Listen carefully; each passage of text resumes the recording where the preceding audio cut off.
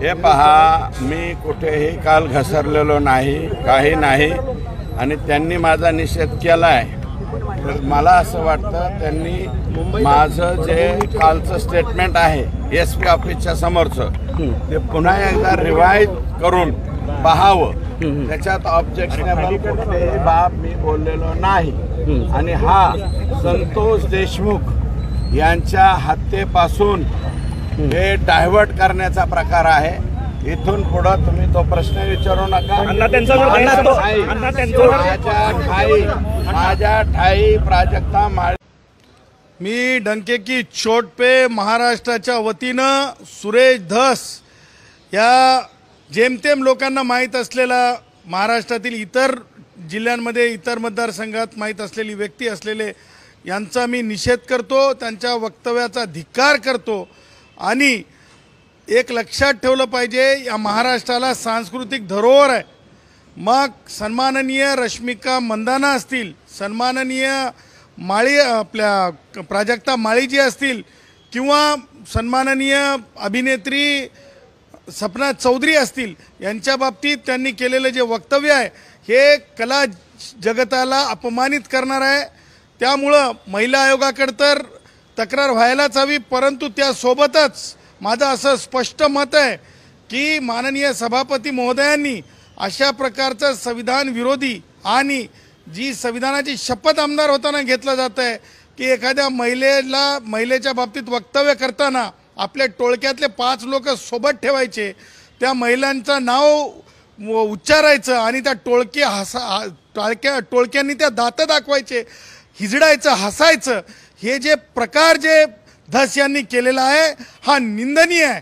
आणि धस यांच्या कुटुंबाची पार्श्वभूमी जर लक्षात घेतली तर नुकताच एक व्हिडिओ पाहायला मिळतो की आमची पारधी आई, आमचे पारधी बाबा कशा प्रकारे आपल्या शेताचं रक्षण करतायत आणि कशा प्रकारे पाया पडण्यापर्यंत वेळ आणली जाते।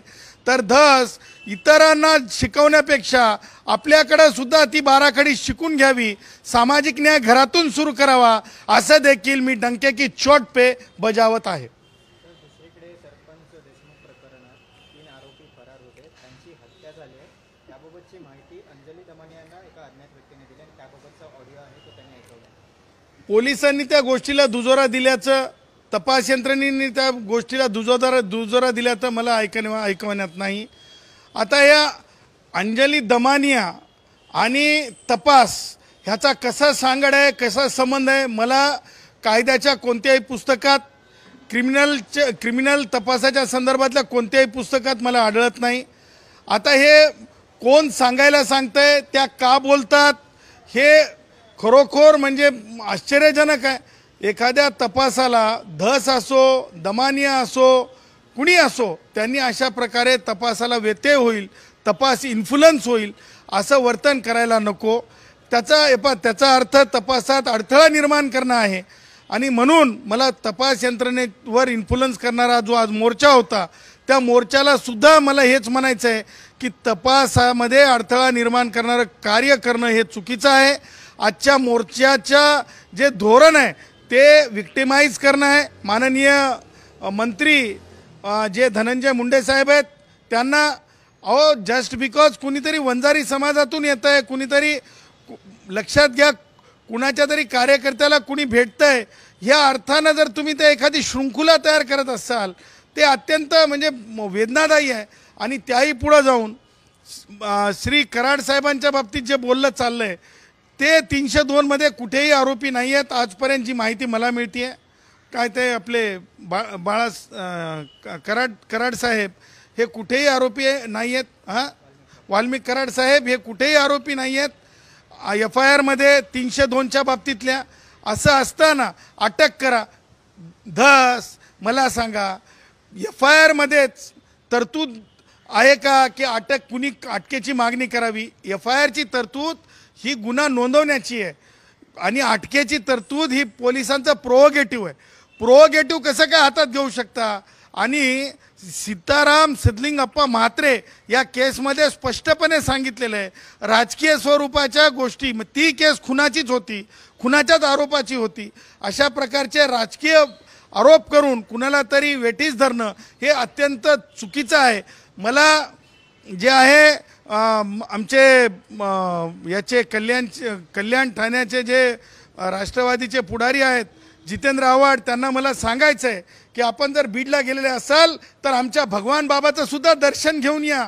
चांगल्या डोक्यात मी फक्त त्यांचा महाराष्ट्राची हास्य जत्रा का काय तो कार्यक्रम पाहत असतो तेवढ्यापुरतं. जर त्यांनी माझा निषेध केला असेल तर मी त्यांचा निषेध म्हणून हास्य जत्रा बघायचं बंद करू. पण दुसरा असेल तर विचारा. त्या तो प्रश्न असेल त्यांचं म्हणणं आहे की मी सुरेश धस यांचा सुरुवातीलाच निषेध करते, कारण इव्हेंट मॅनेजमेंटच्या मुद्द्यावर बोलताना ते घसरले. हे पहा, मी कुठेही काल घसरलेलो नाही, काही नाही. आणि त्यांनी माझा निषेध केला आहे तर मला असं वाटतं त्यांनी माझं जे कालचं स्टेटमेंट आहे SP ऑफिसच्या समोरचं ते पुन्हा एकदा रिवाईज करून पाहावं. त्याच्यात ऑब्जेक्शनेबल कुठलीही बाब मी बोललेलो नाही. आणि हा संतोष देशमुख यांच्या हत्येपासून हे डायव्हर्ट करण्याचा प्रकार आहे. इथून पुढं तुम्ही तो प्रश्न विचारू नका. माझ्या ठाई प्राजक्ता माळी हा विषय संपलेला आहे. डायव्हर्ट करण्यासाठीचा तो जर गैरसमज असेल तर गैरसमज दूर केला पाहिजे. त्यांचा गैरसमज जे आहे तो त्यांनी दूर करून घ्यावा. त्यांनी रिवाइंड पाहावं. आणि राजकारणामध्ये त्यांना खेचण्याचा वगैरे काही संबंध नाही. त्या काय माझ्या दुश्मन नाही. माझी त्यांची नीटनाटकी ओळखही नाही बरं का. आणि मी फक्त त्यांचा महाराष्ट्राची हास्य जत्रा का काय तो कार्यक्रम पाहत असतो तेवढ्यापुरतं. जर त्यांनी माझा निषेध केला असेल तर मी त्यांचा निषेध म्हणून हास्य जत्रा बघायचं बंद करू. राजकारणामध्ये त्यांना कसं काय त्यांना पुन्हा एकदा सांगा, म्हणजे त्यांना स्पष्ट होईल की तुम्ही काय बोलला होता, नेमकं काय बोलला. माझं मत असं आहे की मी माफी बिफी काही मागणार नाही. आणि हा विषय कृपया इलेक्ट्रॉनिक मीडियाला हात जोडून पाया पडून विनंती, संतोष देशमुखच्या खुनाचा जो प्रकार झालेला आहे अतिशय निर्घोणपणे अमानवी आणि अतिशय चुकीच्या पद्धतीने खून केलेला आहे. या खून प्रकरणावरून तुम्ही कोणीकडे बी हिरोईनकडे ढकलू नका. तुम्हाला माझी विनंती आहे. माणूस आमचं गेलंय, ज्याचं जळतंय त्याला कळतंय. लेकरं बाळा बघितलं नाही का तुम्ही एवढले आता कशाला हे आणलंय सोडून द्या. चला डायव्हर्टचा प्लॅन आहे का? डायव्हर्ट करण्याचा प्लॅन आहे का?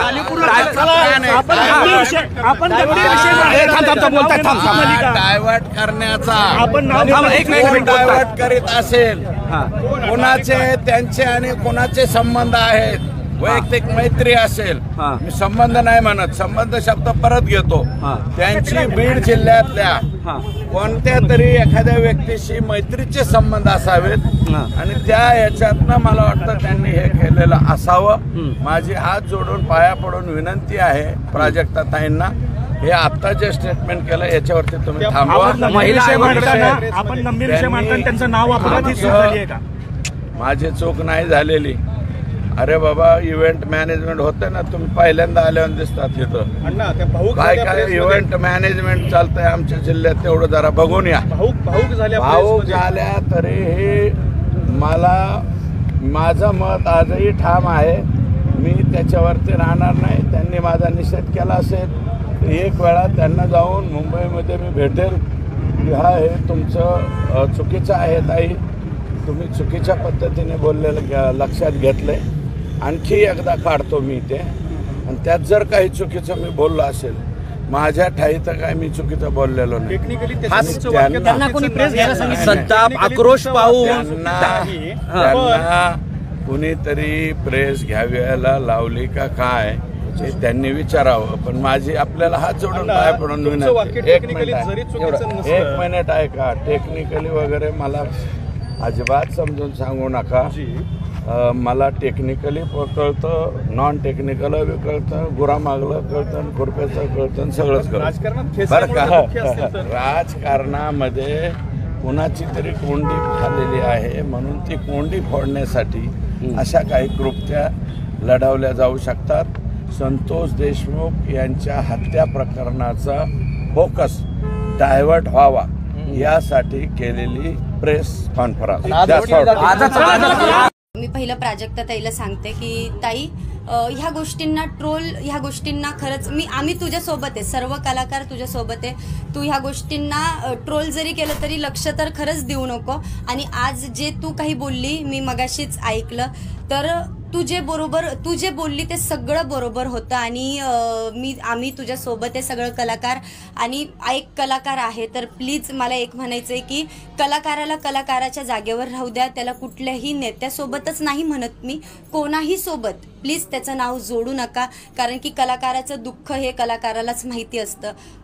आज कोणाला काय त्रास होतोय हे तुम्हाला माहित नाही, आज त्या व्यक्तीलाच माहिती. आज मला खूप ट्रोल केलं गेलं, बऱ्याच गोष्टींना मी ट्रोल झाली, पण माझा त्रास मला माहिती, लोकांना माहित नाही. लोक आपापल्या घरात राहतात, हे करतात, पण ते चुकीचं आहे. म्हणून प्लीज कोणासोबत कोणाचं नाव जोडू नका. आणि कुठल्याही कलाकाराला, उलट एक कलाकार आहे तर तुम्ही कलाकाराला सपोर्ट करा आणि कलाकारासोबत उभे राहा. तुम्ही जसं प्रेक्षक वर्ग हे सगळे तुम्ही आम्ही कलाकारांवर तुम्ही प्रेम करतात, तसं प्राजक्ताताईवरही बरेच म्हणजे सगळे प्रेक्षक आहे की प्राजक्ताताईवर प्रेम करतात. म्हणून ताई तू ह्या गोष्टींकडं, आम्ही सगळे सोबतच आहेत तुझ्या, पण ह्या गोष्टींकडे तू नको लक्ष देऊ.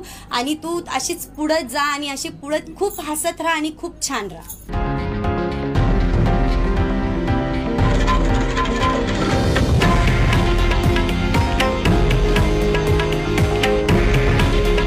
हे आहे देशातील नंबर 1 न्यूज नेटवर्क आणि आपण पाहत आहात TV9 मराठी. काळजी तुमची, हित महाराष्ट्राचं.